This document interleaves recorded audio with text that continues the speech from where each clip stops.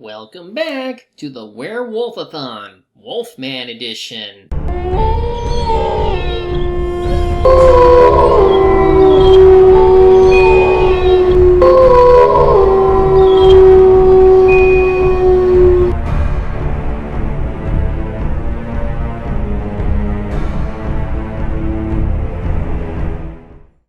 And yes, you're reading that title correctly. This movie features the Wolfman meeting Frankenstein. Or technically Frankenstein's monster, but still, how the hell does this even work? It's hard to believe this is happening since we last saw the Wolfman getting beaten to death by his own silver-topped cane. And Frankenstein's monster should also be dead since this is taking place after the Ghost of Frankenstein, where he's burnt alive after being given Yegor's brain. I'm skimming the ending of the fourth Frankenstein movie, obviously, but Universal clearly has found a way to bring these two monsters back to life. George Wagner is still acting producer, while Kurt Seidlmack is serving as writer. But directorship duties fall to Roy William Neill, a veteran filmmaker who made 14 Sherlock Holmes films under Universal. There are some weird stories given about production, like reportedly, Seidlmack worked on this project because he wanted to save up money for a car he wanted to buy. And at one point, Lon Chaney Jr. was to play both the Wolfman and the Frankenstein monster. There's more, but I'm sure you want to see just how this crazy idea turned out. So let's see our two monsters meet each other in what's sure to be a monster rally. We open at a graveyard, where a couple of grave robbers decide to rob the crypt of Larry Talbot, the Wolfman who died 4 years ago in the last movie. They open the coffin up, but are surprised to see him covered in wolfsbane, which can only mean one thing. As the camera sweeps over his face, we can see that he hasn't decayed at all. So let me get this straight. Larry bashing in Bella's head is enough to kill him, but Larry's fine when his father did the same thing to him? Or maybe you don't truly die as a werewolf, so you have to be buried with wolfsbane to remain in a coma. Either way, the Wolfman slowly wakes up and grabs one of the robbers, while the other flees in terror. We later see Larry found by a policeman, and we know it's Larry because of the head wound from last time. He's taken to the Queen's Hospital, where he appears to have made quite a recovery after surgery. What's your name? Lawrence Talbot. Lawrence Talbot. Where'd you come from? Lonwilly Village. I guess whatever happened in that village wasn't a big deal elsewhere. But I don't know. Shouldn't the death of a young rich person be a bigger deal? Anyway, the one doctor character here is Frank Mannering, played by Patrick Nowles, the same guy who played Frank Andrews in the previous movie. Hope Andrews doesn't show up? Anyway, they call the police station from Larry's village and... He died 4 years ago. Lawrence Talbot died 4 years ago. Your man's an imposter. I mean, that's fair. After all, he did come in with a fractured skull not too long ago. Maybe he's got mistaken identity. However, before the inspector can question him, Larry gets struck by moonlight. That can only mean one thing.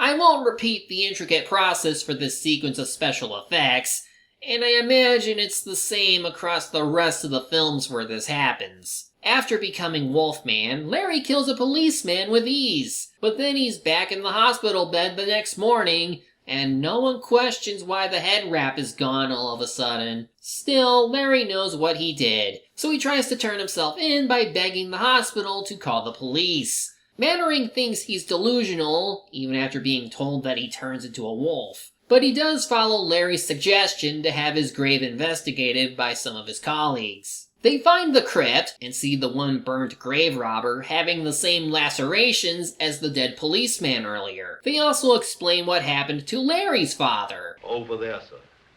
Died of grief shortly after. Well, that's unfortunate. Then again, it would have been too easy to have him identify his own son, especially since the inspector looks at a photo of Larry and is still in disbelief. They then call into the hospital and learn that Larry escaped. He did so by biting through his straitjacket.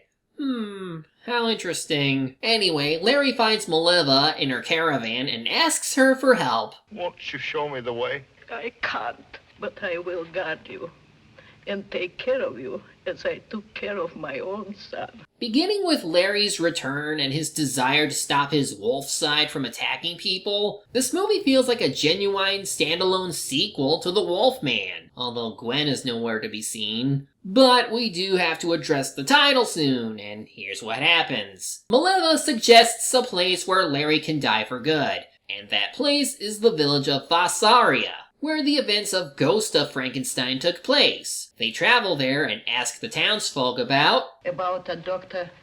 Frankenstein. So they get shown to the castle that Dr. Frankenstein was last seen, but are told to leave just as quickly. Given what happened in their movie, I suppose they don't want any association with the man. Larry is naturally upset about the doctor being dead, and while out and about, he transforms and kills someone again. What animals are around here that can kill people?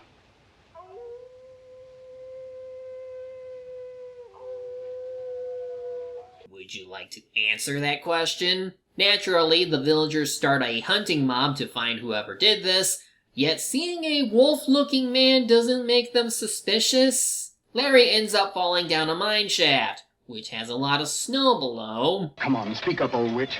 Where's that strange man that was with you? Let's take her back to town. We'll make her speak. Just don't do the fire thing, that never works. Larry returns to normal and starts trying to find a way out. What he finds instead is someone frozen in a block of ice. It's not totally clear, but you get the sense that the figure inside the ice looks familiar in more ways than one. Larry breaks the ice open and finds the Frankenstein monster. So, technically speaking, it's not Frankenstein meets the Wolfman, but rather the Wolfman meets Frankenstein, just as it was originally called. I mean, despite the title suggesting equal stature, Larry has more screen time so far, while the latter character has yet to really do anything. As I said, Lon Chaney Jr. was to play both Wolfman and Frankenstein monster, since he played the latter in Ghost of Frankenstein. But with how much makeup they would have to apply and remove from him, on top of the crushing workload imposed by double acting duty, Universal decided to let Bela Lugosi play Frankenstein's monster instead. Yep, Lugosi is back again! Larry helps the monster break out of the ice, and since he knows this monster was the one created by Dr. Frankenstein, he asks him to find any records, or perhaps a diary, that the doctor kept. As the monster shows him, he does that iconic arms forward while reaching pose, which we'll see more of in future Frankenstein monster films. It's not a bad portrayal, but there's just something about the Boris Karloff performance that seems more appealing than what is here. I should also point out that this monster should still have Igor's brain after Ghost of Frankenstein, so he should be able to talk while being blind due to blood incompatibility. But here it's reversed. The monster has no trouble seeing, despite his eyes being half open most of the time, and he doesn't speak. This is due to the production team's dissatisfaction with Bella's vocal performance as the monster, so they cut out his dialogue in response. Anyway, they find a photo of the doctor's daughter, Elsa, played by Ilona Macy. She's in the middle of selling the family estate, so Larry tries to involve himself with the sale to make contact with her. He asks her about the doctor's diary, but she's reluctant to say much on the matter. So, that sucks. But the good news is, the festival is in town today. A one and all and sing a song. Farola, farole. Both are invited to take part in the festivities, and during this one song, Farola, farole, Larry snaps since it's a reminder of his immortality from being a werewolf. Mannering then shows up and acknowledges that Larry is a murderer, so he's here to help him before something happens. Larry refuses to go back, but does talk about being close to the answer to his problem, while this one waiter guy looks over.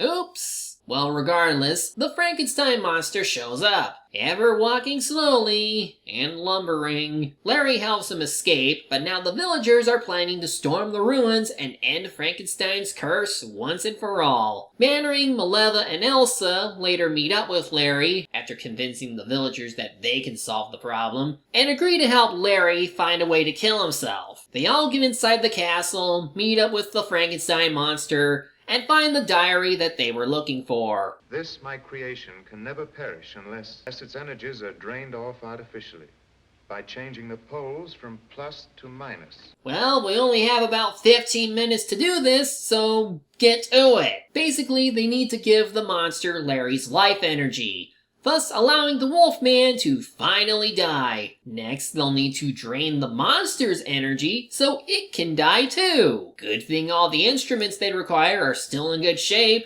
All it needs is energy from the water turbines. As they're preparing, the villagers start seeing a shipment of supplies for Dr. Mannering. They put 2 and 2 together and find out that the heroes are up to something. The innkeeper, who eavesdropped on Larry, suggests destroying the dam near the ruins to drown everyone there. That's why I don't take your words seriously. Otherwise, I'd order you arrested for conspiring to endanger the lives of this community. Anyway, Mannering gets suited up and begins working on the energy transfer.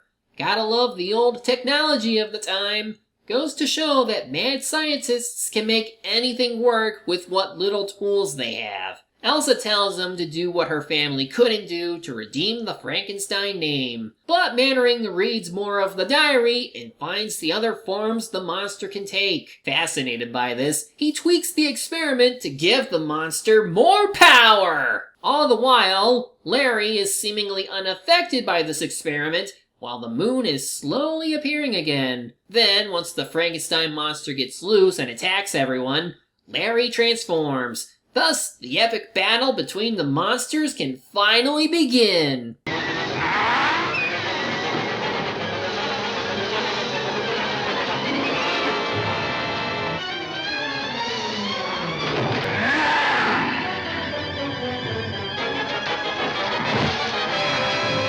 Larry has speed on his side, but even that can't be a match for Frankenstein's obscene strength. Yes, I called him Frankenstein instead of Frankenstein's monster, but let's be real. He's still a creation of Dr. Frankenstein and is an artificial human. He might as well adopt the family name despite lacking a first one. The villagers finally show up and the innkeeper starts destroying the dam with explosives. Elsa and Mannering were able to escape, but both monsters were seemingly swept away in the flood.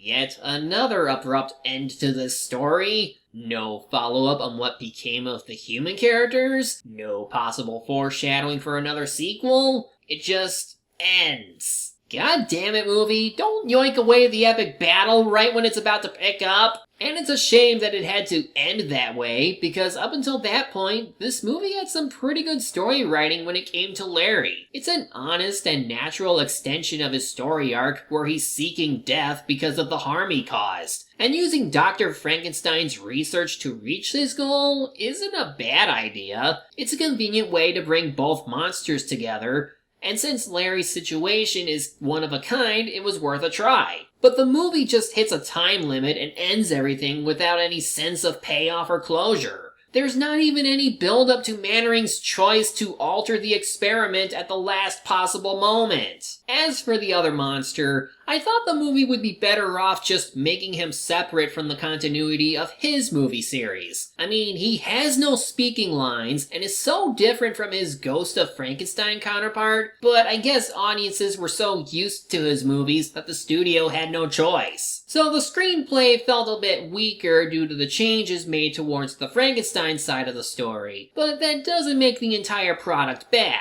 The performances and makeup effects were still pretty good for the time. The movie just needed a more fleshed out climax and ending to complement its early setup and interesting premise. At the bare minimum, I suggest watching this just for the novelty of having two iconic monsters together and forming a unified movieverse that was quite unique for its time. Well, I'd say that's where the story ends, but the number of lives this werewolf has can rival that of a cat. Tune in next time when we see what becomes of Larry Talbot in House of Frankenstein.